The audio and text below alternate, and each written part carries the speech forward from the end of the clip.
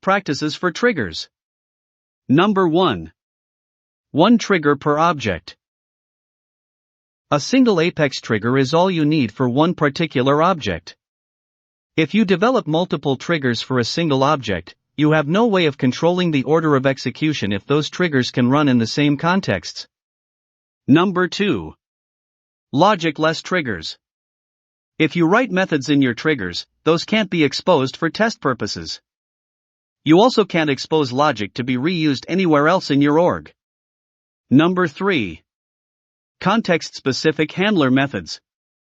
Create context-specific handler methods in trigger handlers. Number 4. Bulkify your code. Bulkifying Apex code refers to the concept of making sure the code properly handles more than one record at a time. Number 5. Avoid SOQL queries or DML statements inside for loops. An individual Apex request gets a maximum of 100 SOQL queries before exceeding that governor limit. So if this trigger is invoked by a batch of more than 100 account records, the governor limit will throw a runtime exception. Number 6. Using collections, streamlining queries, and efficient for loops. It is important to use Apex collections to efficiently query data and store the data in memory.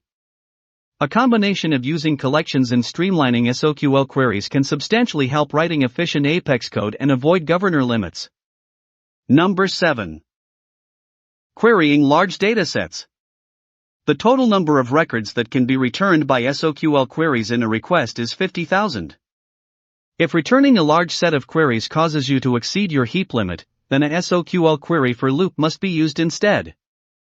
It can process multiple batches of records through the use of internal calls to query and query more. Number 8. Use it future appropriately. It is critical to write your Apex code to efficiently handle bulk or many records at a time. This is also true for asynchronous Apex methods, those annotated with the @future keyword.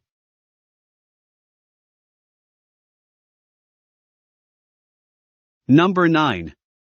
Avoid hard-coding IDs. When deploying Apex code between sandbox and production environments, or installing Force.com app exchange packages, it is essential to avoid hard-coding IDs in the Apex code. By doing so, if the record IDs change between environments, the logic can dynamically identify the proper data to operate against and not fail.